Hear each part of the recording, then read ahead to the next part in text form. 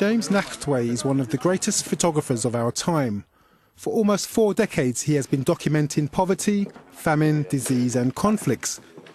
He decided to become a war photographer after watching the images from Vietnam taken by reporters such as Don McCullin. He presents himself as an anti-war photographer and still believes in the power of images to prevent conflict. He is the recipient of the Princess of Asturias Award for Communication and Humanities. I use the Mark III. Why do you do this job, especially the war part? Do you know that the British photographer Don McCullin says that you can only be a war photographer in the long term if you have a purpose. Which is your purpose? Because people have to know what's going on in the world. And when there's a war, there's so much at stake for the people involved in the war and for the rest of the world.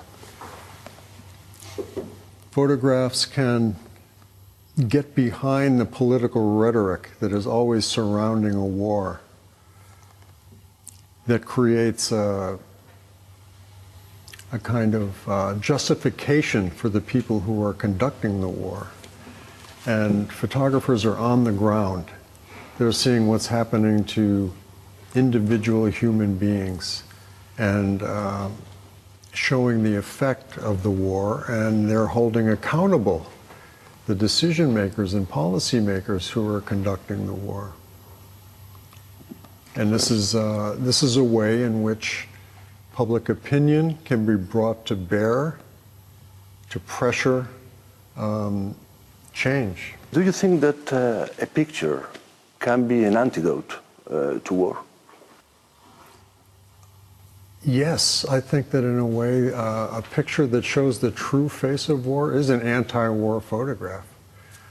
It would, in my experience in seeing what war does to people and societies, it would be very difficult to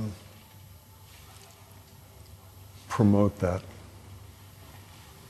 And so I think that photographs that show the true face of war, in a way, are mediating against using war as a means of conducting policy.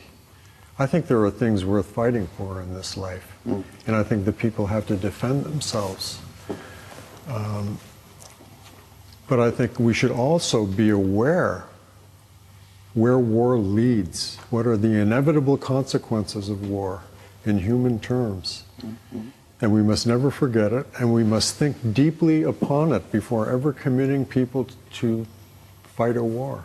You have covered dozens of wars. Is there particularly one that has marked you more than the others? When someone is suffering, when someone has been victimized, it's hard to say one is more important than the other. I think they're all equally important. Having said that, the genocide in Rwanda was something that was so extreme and so unusual. It was very hard to actually understand in my mind how it could be that 800,000 to 1 million people were slaughtered by their countrymen in 3 months, using farm implements as weapons. There's a moment that comes when someone is raising a machete or an axe above the head of an innocent person. What allows them to bring that weapon down upon their neighbor? I actually can't understand that. Most of your work is done in black and white. But I mean, if your purpose is to portray reality, in fact, reality is not shaped in black and white. It's shaped in color. Yes. So why the black and white? That's right. Black and white is not real, and it's abstract. But what it does do is that I think it distills the essence of what's actually happening, because color itself is such a strong phenomenon in a physical sense that in a way it competes with what is happening in the picture, and it tries to become the subject of the picture. So to abstract it into black and white distills the essence of what's happening without competing with color. What makes the difference between a good image and an iconic image? I mean, what are iconic images made of? I think there has to be some very strong, genuine, deeply human emotion expressed in the picture. It has to be a situation which is historically significant. And, you know, the journalism 101, you have to be in the right place at the right time, which sounds kind of simple, but actually it's extremely difficult, as you know. And I think it has to be the condition of public awareness of a certain event has to reach a certain point before a picture can become iconic. For example, the picture of the young boy Alan Kurdi, who was drowned off the coast of Turkey.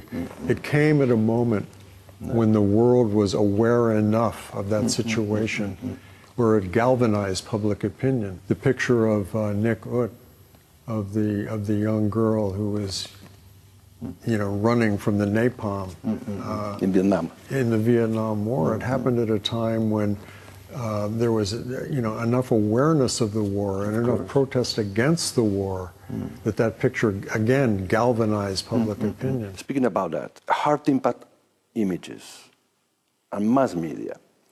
You know surely firsthand that publishers and editors are quite often reluctant to publish this kind of images. You mentioned Aylan Kurdi.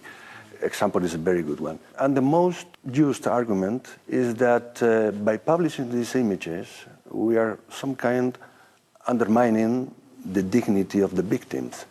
Does it make any sense to you? People suffer does not mean they don't have dignity. If people are afraid, it does not mean they lack courage. If people are enduring difficult circumstances, it doesn't mean they don't have hope. That pictures don't undermine dignity necessarily. I didn't think the picture of Alan Kurdi undermined his dignity. I think it caused a great deal of sympathy for the young boy and for his family and for all of the immigrants. And if it had been a picture that was not dignified in some way, that didn't recognize the sacrifice that had been made, then the picture wouldn't have had effect. Well, James Nachtwey, thank you very much. It's been a real pleasure to talk to you, and take care. You're welcome. Thank you very much.